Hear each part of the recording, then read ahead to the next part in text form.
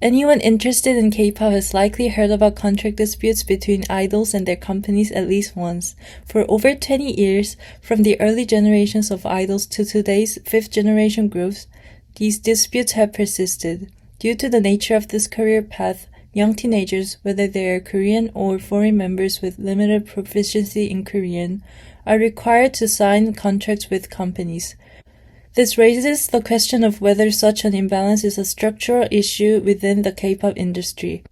In this discussion, we will explore this issue and examine various related cases. The first section that we're going to be looking at is contract disputes among members versus their company.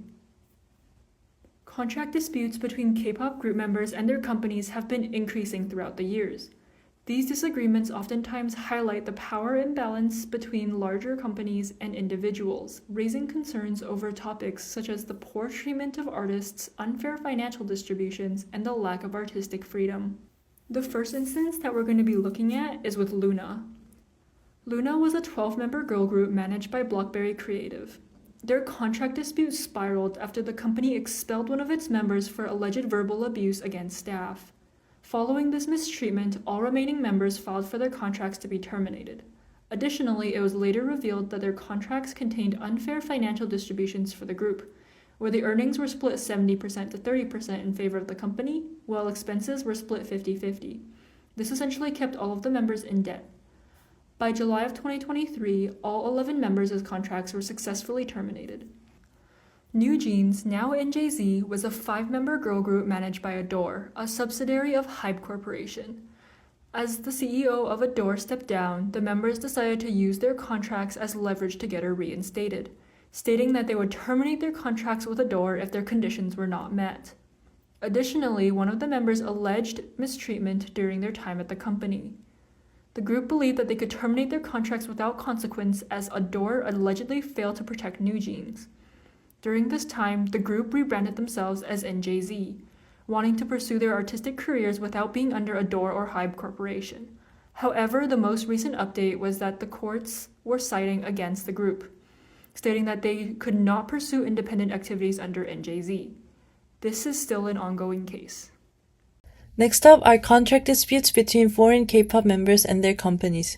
While not all disputes stem from unfair treatment, foreign idols often face additional difficulties like visa problems, cultural misunderstandings, or lack of company support, which can lead to early contract termination or legal action.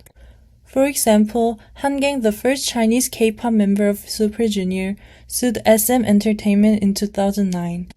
He reported unfair schedules, isolation due to language and culture, and a lack of legal support. He later confessed that his hopes and dreams faded after debuting in Korea. His case revealed how foreign idols are especially vulnerable in the Korean idol system. In EXO, 3 Chinese members, Chris, Luan, and Tao, also left and filed lawsuits. While the company suspects that business opportunities in China might have influenced their decisions, their leave still points to deeper tensions between foreign members and management. A more recent and serious case involves the group 공원소녀. The entire group was neglected, but foreign members like Mia and Soso suffered more due to visa issues. The company didn't renew their visas, which resulted in fines and even criminal records in Korea, consequences that Korean members didn't have to face. And in the case of Vicha, a global K-pop group under JYP, KG, one of the members, posted on her Instagram story about staff mistreatment. She also claimed that the industry encourages eating disorders and self-harm. Although there have been no official updates since KG's claim that she filed a lawsuit, fans raised concerns, and discussions about how foreign idols are supported are still ongoing. These examples show that foreign idols may not be intentionally mistreated but often face structural disadvantages due to nationality or cultural barriers. To make the industry fairer and more sustainable, companies should strengthen systems to support foreign artists, like better visa handling, cultural training, and equal communication channels. From now on, we're going to be talking about the trademark disputes. Trademark disputes over group names have been the most controversial issues faced recently, and here are the examples that I brought, which are HOT, Beast, Brave Girls, and G-Friend. First of all, SM Entertainment introduced HOT, the High Five of Teenagers, to the public in 1996, and this group became a founding legend in K-pop history. Following their disbandment in 2001, SM Entertainment maintained control over the trademark for the HOT name and its full form. The attempt to host a reunion concert in 2018 led to the legal complications over the group name users' rights, and therefore the concert had to be promoted under the name of High Five of Teenagers Reunion Concert, not the HOT Reunion Concert, because they could not use the original name. Second case was The Beast. Cube Entertainment introduced Beast to the music scene in 2009, where they quickly established themselves as a top second-generation idol group. The 5 members decided against renewing their contracts in 2016 to create their new label around US Entertainment. Cube retained exclusive trademark rights for Beast and declined to give them up. Therefore, the group faced legal restrictions that prevented them from continuing to use their original name, and they had to rebrand it as The Highlight in 2017. Another case is the Brave Girls. Brave Girls achieved the success through the viral success of the name Rollin'. Yet every member decided against contract renewal for 2023. Brave Entertainment maintained the control over the Brave Girls name, which stopped former members from using it despite their role in building its fame. After joining Warner Music Korea, the members adopted the new name as the PB Girls. There are also other examples, and one of them is the G-Friend. They got disbanded in 2021 and the trademark kept by the agency. Therefore, they also had to rebrand it as the VVZ under a new company. This case shows that reinforces the trend of losing names despite member continuity. Next, I'm going to talk about the successful cases for trademark. There are successful cases in which K-pop groups have managed to keep their names through various methods, including legal disputes, payment, trademark transfer, and profit-sharing contracts. Several groups had to go through a lawsuit to obtain their group name rights. One of the oldest boy groups in K-pop, Shinhwa, experienced a legal dispute with its former company, SM Entertainment. They continued promoting under Shinhwa after they managed to secure their trademark rights. T-ara also experienced a dispute with MBK Entertainment. Without the members' approval, the company applied to legally acquire the group's name after their contract ended. However, the members successfully defended their rights to their group name in court. If the group does not wish to go through legal disputes, they can also pay the agencies to gain their trademark rights.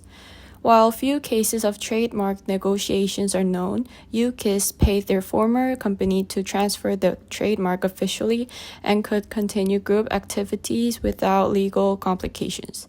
There are very few cases of trademark negotiations known, since paid transfers require both sides to agree on price and terms, which can be complicated.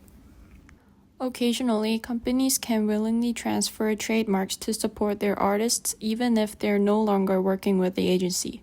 For instance, GOT7's contract with JYP Entertainment ended in 2021, but the agency gave them all ownership rights to their name. The same happened with Infinite, where Olim Entertainment gave the group the trademark and allowed them to use the name freely. As a result, even after leaving the agency, both groups were able to keep releasing records, performing in concerts and music events, and advertising their bands under their original names. There are also cases when groups and their agencies agreed to share the profits. Although groups such as Kara, Girls' Generation, and G.O.D. do not entirely own their group names, they can keep using them as long as they split their earnings with their original companies. Thus, the profits are divided between the members and the agency. Groups who have debuted long ago and wish to reunite for special projects or anniversaries without completely transferring the trademark use this method. In conclusion, disputes in modern K-pop between the company and the artist highlight the power imbalance between them. Contractual disagreements come from unfair treatment, issues regarding financial distributions, and restrictions on artistic freedom.